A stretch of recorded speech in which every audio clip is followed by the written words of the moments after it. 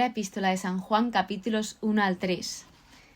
Mientras estudiaba este libro, de repente apareció una frase que indirectamente yo ya iba aprendiendo a lo largo que iba estudiando la Biblia. Pero es precioso cómo Dios, a pesar de no tener necesidad de necesitarnos, quiere necesitarnos. Él quiere que seamos partícipes de su historia. Entonces, una de las cosas que decía el estudio es que cuando Juan y los otros apóstoles encontraron a Jesús, descubrieron que el Dios que nos ama tanto ha elegido no existir sin nosotros, a pesar de nuestros fracasos.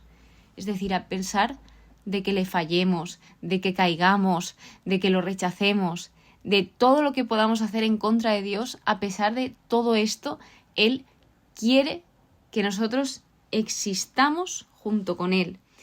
Entonces, es precioso el cómo conocer a Jesús equivale a conocer al Dios del amor. Y esto es algo que Juan nos deja muy claro cada vez que escribe algo. Por ejemplo, en su Evangelio, en el Evangelio según San Juan, nos deja muy claro en todo momento que Dios es amor. Ahora, en estas 3 epístolas que Juan tiene, dentro de las epístolas católicas, Juan nos sigue dejando claro que Dios es amor.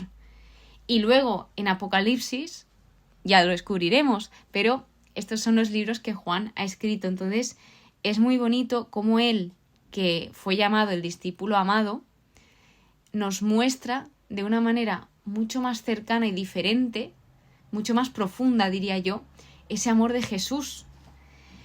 Y bueno, aquí hay muchas cosas que decir sobre esta primera epístola. El propósito, el primero de ellos, fue combatir herejías, especialmente el gnosticismo, que negaba que Jesús vino en carne, porque como sabemos Jesús fue completamente Dios y completamente hombre, no solo vino en forma de divinidad, sino que también fue hombre. Por eso se identifica como nosotros en muchas ocasiones, porque él también sufrió en carne humana, a pesar de también ser Dios. Luego, otra de las cosas es lo que os comentaba, que Dios es amor y destaca el amor entre los cristianos recurrentemente, y luego dar certeza de la salvación a quienes creen en Jesús. Esta es la carta más afectuosa del Nuevo Testamento. Juan en repetidas ocasiones llama hijos míos, que esto pues no cualquier persona llama en un libro así. Bueno, esto se supone que es una carta, pero de una manera tan cercana no era lo habitual. Entonces es muy bonito ver esa cercanía de Juan hacia los demás, de Juan hacia el pueblo de Dios.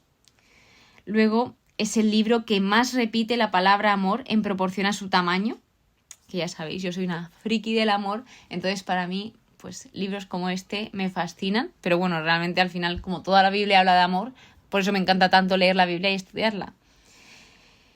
Y luego es de los textos más usados en la liturgia y en la teología del amor cristiano. Más cosillas que decir sobre esta primera epístola de Juan. Dicen que es la más importante de todas, que refleja muy bien las hondas experiencias cristianas de su autor y su excepcional acercamiento al ministerio de Jesús. No solo proclama el precepto del amor fraterno como signo de autenticidad evangélica, sino que llega hasta el extremo de definir a Dios como amor. Aquí veremos una de las definiciones más directas que hay en la Biblia de Dios, que nos dice Dios es amor. También nos dice que Dios es luz, que es una de las ideas principales de este libro. Contiene un tono de pesimismo respecto al mundo, que es tomado no en su sentido cosmológico, sino como ambiente donde reinan el pecado y los poderes enemigos de Dios. Según los estudios, dicen que las epístolas de Juan van en diferente orden. Por ejemplo, la primera fue escrita la última, la segunda en segundo lugar, y la tercera fue escrita la primera. Luego, el autor es Juan, aunque también por otro lado no está muy claro porque habla del anciano, que el anciano es el discípulo que amaba a Jesús, pero vaya, que tal como está escrita y cómo empieza y mirando el Evangelio de San Juan, se nota muchísimo que es escrita por Juan, porque está estrechamente ligada al cuarto Evangelio. Luego también lo que hacía era supervisar una red de comunidades de iglesias en casas, porque ellos se juntaban en casas. Antes no estaban las iglesias como está ahora, el edificio de la parroquia, sino se juntaban en casas que probablemente estaban alrededor de la antigua ciudad de Éfeso, pero esto no está muy claro, lo de Éfeso. Lo que sí que sabemos que eran ellos judíos seguidores de Jesús recientemente que habían pasado una crisis. ¿Cuál fue la crisis? Pues que un grupo dejó la iglesia y negó a Jesús como el Mesías e Hijo de Dios. ¿Qué sucedía con esto? Que estaban generando hostilidad entre los fieles y esto fue escrito para hacer un control de daños y para afirmar iglesias, también para dar claridad a esas iglesias que pudiesen estar dudando, porque algo que se destaca mucho y me he dado cuenta es que siempre advierten sobre los falsos profetas, doctores, maestros, engañadores, anticristos, o sea, en todo momento están advirtiendo de que hay mucha gente que miente, mucha gente que se aprovecha de otras personas y no realmente están yendo a lo importante, que lo importante es la persona, el preocuparse por la persona, no por lo que es ni por lo que tiene, sino por la persona en general, sin mirar más allá de lo que tiene. Luego no es una carta, ¿ves? Otra de las cosas que vi es que no es una carta, sino un sermón poético. No está comunicando información nueva, sino que todas las ideas clave vienen del discurso final de Jesús en el Evangelio según San Juan, capítulos 13 al 17. El objetivo de Juan era recordar y persuadir a estos cristianos para que permanecieran firmes en lo que ya decían creer. Se usa una técnica de retórica antigua, que es la amplificación, donde aquí pocas ideas centrales se dejan claras acerca de la vida, la verdad y el amor. Y una de las cosas es que ponía que era simple pero muy profunda. A ver, simple supongo que se referirá a la hora de contenido, o sea, de largaria, de longitud. Pero es una carta muy pero que muy bonita y dice muchísimas cosas, así que simple, no sé yo. Y para adentrarnos ya en los 3 primeros capítulos, os quería compartir la introducción que vi también en el estudio, que me pareció bastante interesante, y es que la mayoría de la gente entiende que las cosas más importantes de la vida no son cosas, son las relaciones que tenemos. Dios ha puesto en cada uno de nosotros un deseo de relacionarnos con otras personas, pero principalmente que encontráramos ese deseo satisfecho en una relación con Él. En esta notable carta, Juan nos dice la verdad en cuanto a las relaciones y nos muestra cómo tener relaciones que son reales para ahora y para la eternidad. Al final, las relaciones en nuestra vida también nos definen, o sea, también nos ayudan a ser quienes somos a día de hoy. Yo, gracias a las personas que me he ido topando a lo largo del camino de mi vida, soy quien soy, porque al final, quieras o no, de una manera u otra influyen, por mucho que tú tengas clara la identidad, si tú eliges ir con unas personas es por algo. Así que bueno, ya adentramos en el capítulo 1, que es la introducción, la palabra encarnada, medio de comunión con el Padre y el Hijo. Habla de que ellos fueron testigos y a raíz de que ellos fueron testigos anuncian la vida eterna, todo aquello que Jesús les enseñó. ¿Y para qué? ¿Cuál es ese propósito? Para que estemos en comunión y para que vuestro gozo sea completo. Es decir, gozo significa sentir permanentemente de optimismo y felicidad basados en Dios. La idea de una comunión íntima con Dios, esto era de lo más revolucionario que había, porque ¿cómo tú vas a hablar así de una tan directamente con Dios? O sea, no era concebible en esos tiempos y además que había muchísimos dioses y no concebían una manera de relacionarse tan cercanamente con Dios. Por eso les costaba tanto entender, pues cuando Jesús llegó y Jesús se hace intercesor por nosotros y bueno, todo esto. Entonces habla de caminar en la luz, Dios es luz y en Él no hay tiniebla alguna. Lo que me gusta mucho de la carta de Juan es que como que te explica, ¿no? O sea, si Dios es luz, no puede ser oscuridad y te lo deja bien claro. Y si tú estás eligiendo caminar en la oscuridad, tú no puedes decir que eres de Dios, porque Dios es luz. Y estas cositas te las explica muy pero que muy bien y de una forma con amor, muy cariñosa. Y esto me fascinó porque explicar las cosas, a pesar de que sean cosas difíciles de explicar y cosas que aparentemente no nos gusta escuchar, porque hay cosas que no nos gusta escuchar, aunque sean verdad, pues a pesar de ello las explica Juan de una forma con tanto cariño, tanto respeto y diciendo siempre la verdad en todo momento y defendiendo la verdad, por supuesto. Entonces luego empieza a hablar de condiciones, ¿no? Habla de caminar en la luz y te dice condiciones. Primera condición, romper con el pecado. Si decimos no tenemos pecado, nos engañamos y no hay verdad en nosotros. Y luego dice, si reconocemos nuestros pecados, fiel y justo es Él para perdonarnos los pecados y purificarnos de toda injusticia, que esto es la base del sacramento de la confesión. Es decir, si nosotros nos rehusamos a ver el pecado en nosotros, mostramos que Jesús no está en nosotros, porque realmente lo que Jesús nos da es luz, es claridad, es lo que nos está diciendo en esa idea principal, Dios es luz. Entonces Dios quiere que tú reconozcas aquello en lo que fallas. ¿Para juzgarte? No, para que tú veas aquello en lo que estás fallando y te arrepientas, corrijas eso para ser una mejor persona, para tu crecimiento. Entonces, qué importante es reconocer que sí, es que somos pecadores, no hay nadie perfecto en el mundo. No tiene sentido que alguien venga y diga, no, yo soy perfecto, como hago esto, es lo que dice la Biblia, O sea, ya que tú digas que eres perfecto, es un gran pecado, porque realmente estás mintiendo. Tú no eres perfecto, al final somos humanos y fallamos por naturaleza. Entonces, qué importante es reconocer nuestros errores en todos los ámbitos. Y también algo importante es que cuando vayamos a confesarnos, algo que a mí me ha ayudado bastante, porque antes yo me confesaba pero muy en general. Iba a los pecados y decía, vale, pues esto y esto, muy general. Pero tampoco es plan de que le desgloses todos los pecados y cómo lo haces y cómo no, pero sí que es verdad que seas un poco más específico en aquel pecado. Claro que cuesta contar nuestras penas y en aquello en lo que fallamos, pero eso te hará como tener esa madurez y ese crecimiento de poder reconocer esos fallos. Dice, no pequéis, y si alguno peca, tenemos un abogado, un intercesor ante el Padre, a Jesucristo el justo. Él es víctima propiciatoria por todos los pecados del mundo. Es decir, Jesús, aquel que no pecó nunca, se entrega por todos aquellos que pecamos para nuestra salvación, para que seamos libres, que es a lo que vino Jesús al mundo, que seamos libres. Luego, Jesús demostró un tipo de amor nunca antes visto. O sea, si os ponéis en su lugar, imaginaos que os esforzáis muchísimo para no pecar nunca, en el caso de que eso fuese posible, y luego como que te condenan por todos los que han pecado. Es como, encima que estoy toda la vida aquí esforzándome por esto, voy a tener que morir por los que ni piensan en esto, entre comillas, lo que se suele decir de vivir la vida, aunque ellos no la estén viviendo completamente, y yo tengo que sacrificarme por estos. Pues Jesús sí que lo hizo. ¿Por qué? Porque su amor es inexplicable. Y dice, un amor suficientemente ancho para abarcar a cada ser humano, un amor suficientemente largo para durar por toda la eternidad, un amor suficientemente profundo para alcanzar a todo pecador, un amor suficientemente alto para llevarnos al cielo.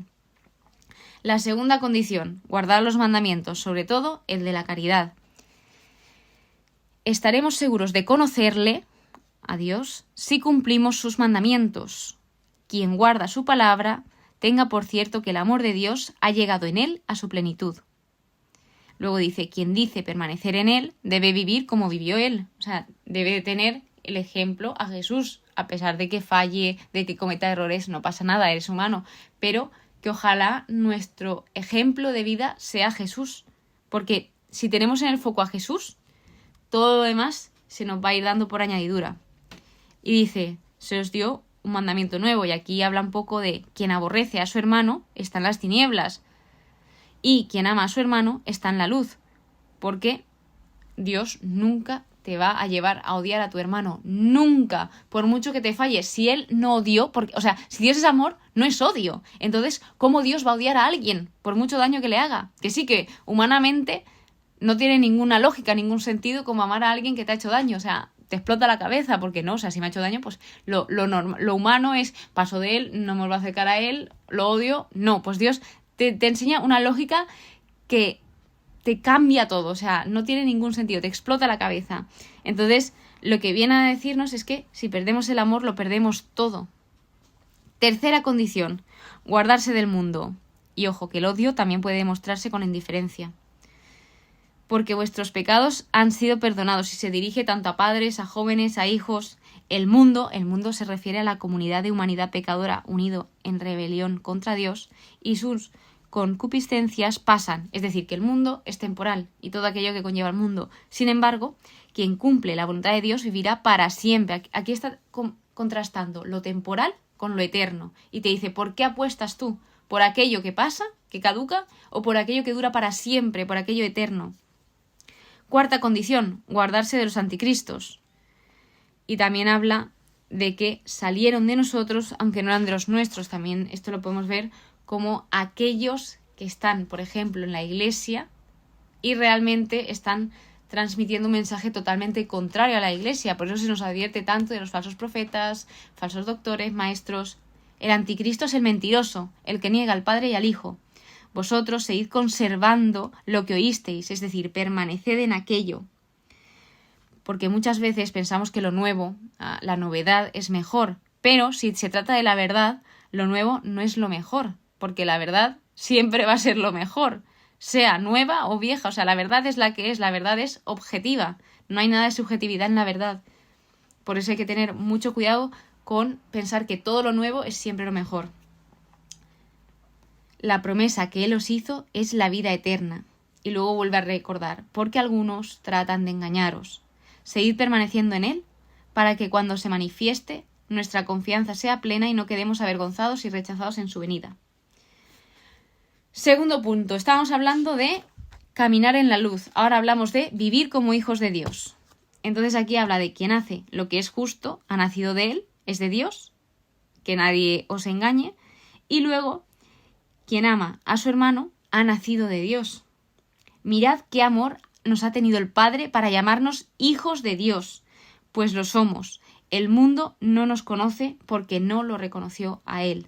Es decir, ¿no tenía suficiente Dios con salvarnos a nosotros enviando a su único Hijo?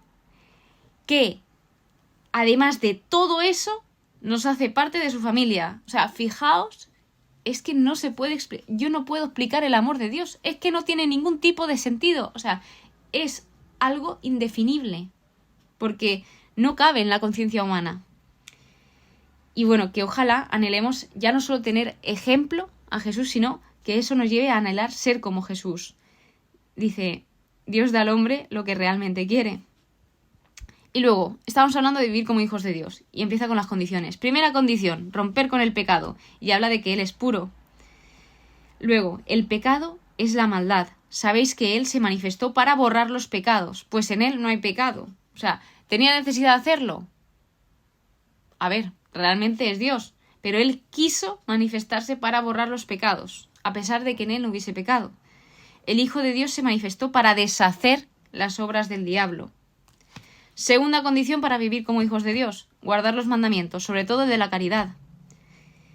El mensaje, que nos amemos los unos a los otros, es decir, el mensaje es el amor. Otra de las cosas que aprendemos aquí es por qué Caín mató a su hermano Abel. Dice, no como Caín, que al ser del maligno mató a su hermano. ¿Y por qué lo mató? Porque sus obras eran malas, mientras que eran justas las obras de su hermano. Dice, no os extrañéis, hermanos, si el mundo os aborrece. Quien no ama está instalado en la muerte. Todo el que odia a su hermano es un asesino. O sea, tú no puedes decir que amas a Dios y odias a tu hermano. No tiene ningún tipo de sentido.